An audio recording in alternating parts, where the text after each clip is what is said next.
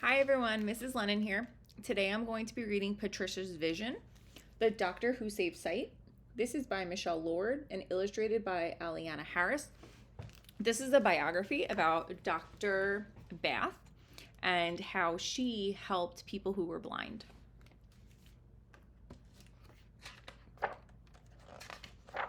So, Patricia's Vision.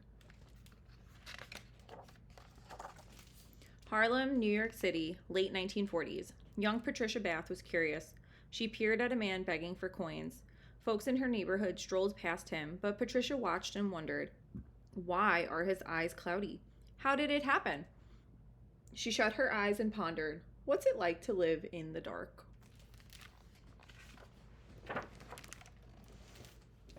Other little girls played nurse, but 6-year-old Patricia declared, I want to be a doctor. All the doctors Patricia knew were men. A medical degree required years and years of study and cost money Patricia's family didn't have, but she saw a possibility when others couldn't.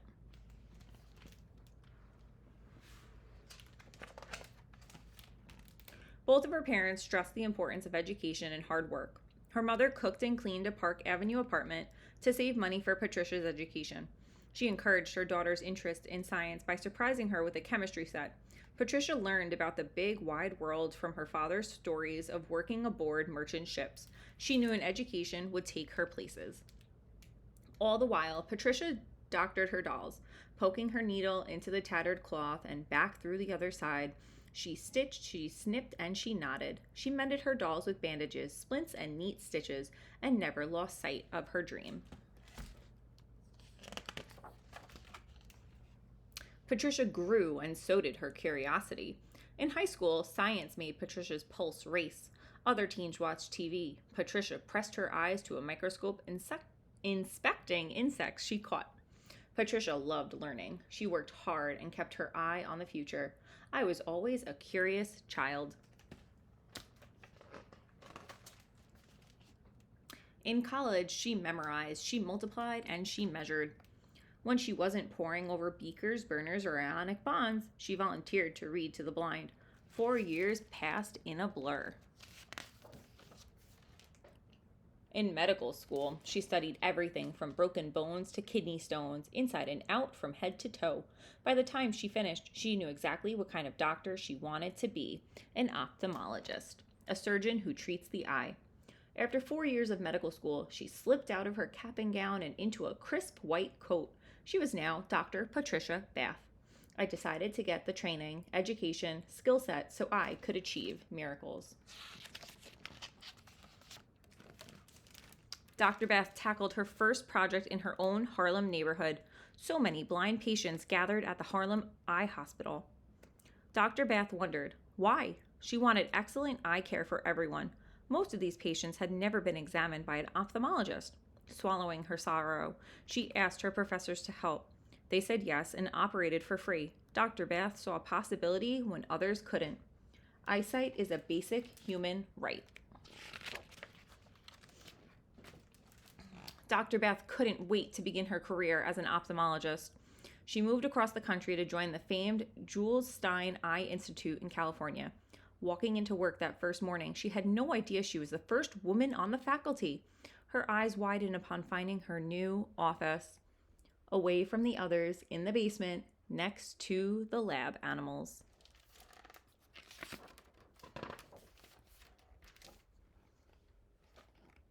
She marched upstairs and demanded a workspace equal to what the other new professors had.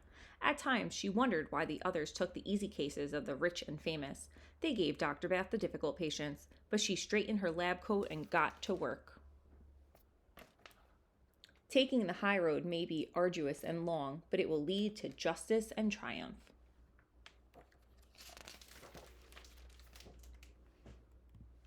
She was proud to care for the so-called hopelessly blind. What if I could give my patients the gift of sight, she wondered. Other doctors said, it's impossible. Dr. Bath said, I choose miracles. Tip-tap, tip-tap, a blind veteran found his way to her office. Dr. Bath decided the best treatment was to replace his damaged cornea, the covering of the eyeball, with an artificial cornea. I felt that being able to restore sight to the blind was really the highest call of what I could do.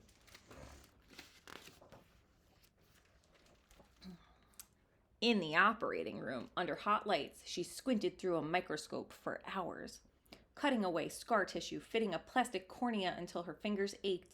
An artificial cornea contains a tiny tube that projects the light and returns patient's vision.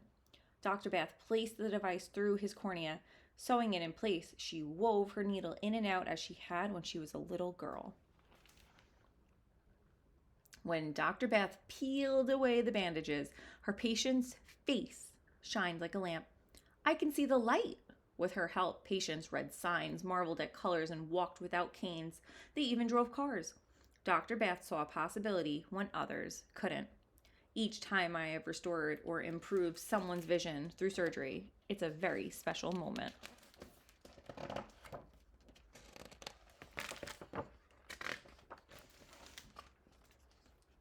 One day, a patient called on Dr. Bath for help. Shining a bright light into her patient's eyes, Dr. Bath discovered the problem. She shook her head. A thin layer of tissue, called a membrane, had grown in the eye after surgery. The woman could no longer see.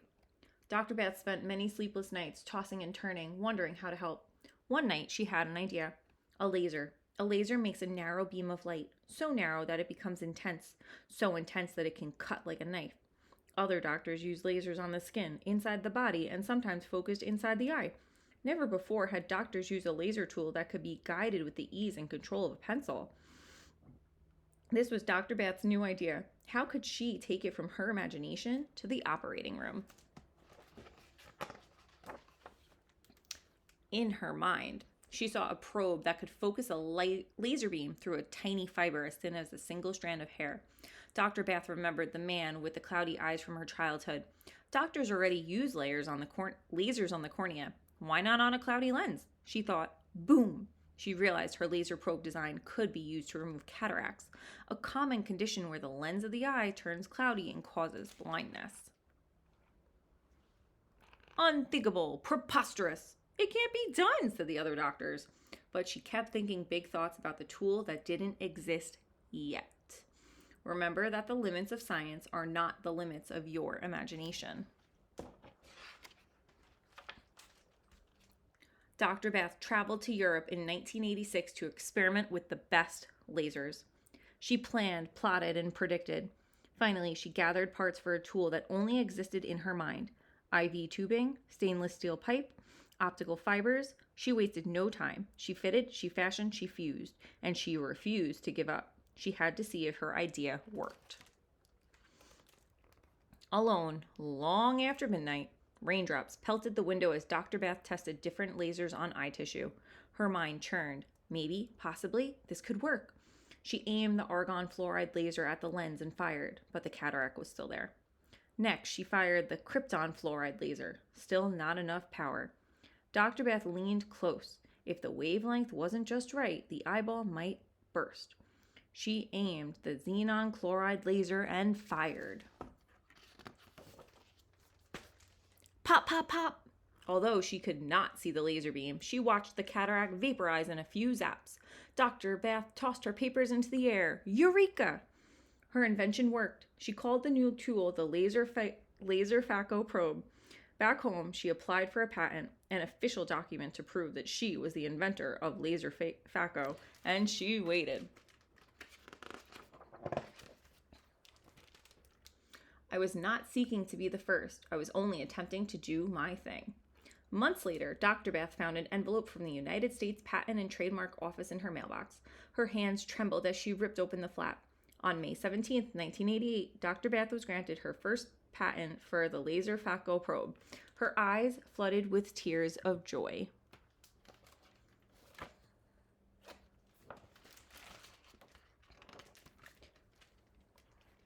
Even in retirement, Dr. Bath never lost sight of her goal. While climbing Mount Kilimanjaro in Tanzania, she learned about a school for the blind. When she visited, she found a mud building, a classroom without braille books, and children in need. Her heart sank. She hunted all around town, but couldn't find so much as a magnifying glass to help them see. What could she do? She returned home, but wondered. Do these children have a future? What do they need? How can I help? Once again, Dr. Bath saw a way where others could not. Technology. If the children could not read words with their eyes, they could read Braille computer keyboards with their fingertips. Dr. Bath sent computers to the school in Tanzania. Now the students could read words and calculate homework problems. Computers gave them not only books, but a world of information where their lives before had been dark. Here, too, she gave the gift of sight. She called it computer vision. In my childhood, I developed a love and respect for humanity and wanted to help heal the sick. I believe that someday the blind will see. Dr. Patricia Bath saw possibility wherever she went.